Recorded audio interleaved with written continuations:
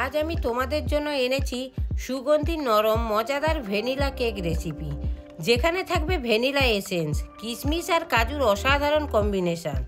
এটা বানানো খুবই সহজ আর খেতেও একদম দোকানের মতো। চলো শুরু করা যাক। প্রথমে বাটিতে 2টি ডিম ভেঙে নেব। এই ডিমটা নর্মাল তাপমাত্রায় থাকতে হবে। ফ্রিজের ডিম থাকলে 1 ঘন্টা আগে বের করে রাখতে হবে। এরপর এখানে দিয়ে দেব 1 কাপ চিনি। এবার এটা হ্যান্ড ব্লেন্ডারের সাহায্যে ডিম ও চিনিটাকে ভালো করে মিশিয়ে নেব। হাতের কাছে হ্যান্ড ব্লেন্ডার না থাকলে কাঁটা চামচও ব্যবহার করতে পারো। ডিম ও চিনিটাকে 5 মিনিট ভালো করে ফেটিয়ে নেওয়ার পরে দেখবে এর কালারটা একেবারে সাদা হয়ে গেছে, চিনিটাও গলে গেছে। ঠিক তারপরেই দিয়ে দেব 1/2 কাপ রান্নার সাদা তেল।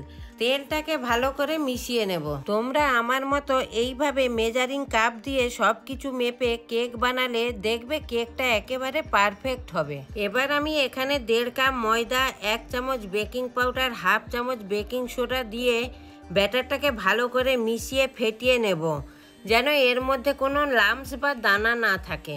এখানে একটা মজার ব্যাপার আছে। একটা বাটিতে কাজু, কিশমিশ, চেরি ও মোরব্বা দিয়ে ময়দার সাথে আমি কোট করে নেব, কারণ ময়দা দিয়ে কোট করে নিলে ড্রাই ফ্রুটগুলো কেকের সব জায়গায় ছড়িয়ে থাকবে, নিচের দিকে চলে যাবে না। 1 চামচ ভ্যানিলা এসেন্স দিয়ে আগে থেকে ময়দার সাথে কোট করে রাখা ড্রাই ফ্রুটগুলো দিয়ে ভালো করে ফেটিয়ে নেব। আমি কেক বেক করার জন্য কেকের মোল্ড রেডি করে নেব। এর মধ্যে আমি সামান্য পরিমাণ তেল দিয়ে ভালো করে ব্রাশ করে নেব। তারপরে কেক মোল্ডের মাপ অনুযায়ী একটা বাটার পেপার কেটে সেটাকে এর মধ্যে বসিয়ে দিয়ে তার উপর দিয়ে ভালো করে তেল ব্রাশ করে নেব। তারপর কেক মোল্ডের মধ্যে ব্যাটারটাকে ঢেলে দেব। ব্যাটারটা সম্পূর্ণ ঢালা হয়ে গেলে গ্যাসে কড়াই বসিয়ে কড়াইয়ের মধ্যে দিয়ে দেব লবণ। এই লবণটাকে আমি ভালো করে চারিদিকে মেলে দেব। এবারে একটা স্ট্যান্ড বসিয়ে কড়াইটাকে ঢাকনা দিয়ে ঠিক 5 মিনিট গ্যাসের ফ্লেমটা হাই করে কড়াইটাকে গরম করে নিতে হবে। এবারে ঢাকনা খুলে কেক মোল্ডটাকে খুব সাবধানে বসিয়ে দিলাম।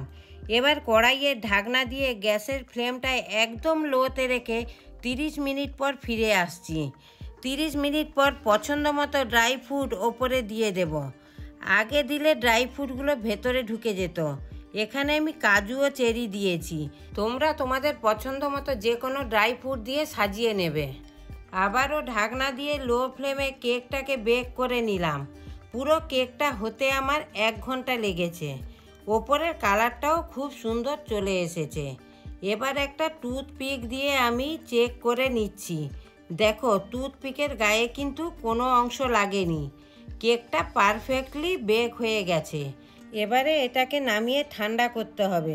সম্পূর্ণ ঠান্ডা করে নেওয়ার পরে কেকের চারিপাশটা ছুরি দিয়ে ঘুরিয়ে কেকের বাটিটাকে একটা প্লেটে উল্টে হালকা করে টোকা দিলেই বেরিয়ে আসবে।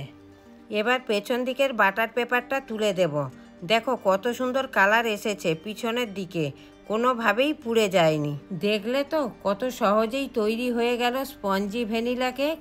ভিডিওটি ভালো লাগলে বন্ধুদের সাথে শেয়ার করুন, আর এমন সহজ রেসিপির জন্য চ্যানেলটি সাবস্ক্রাইব করতে ভুলবেন না কিন্তু। সত্যি কেকটা খেতে না জাস্ট পুরো চুমু হয়েছে।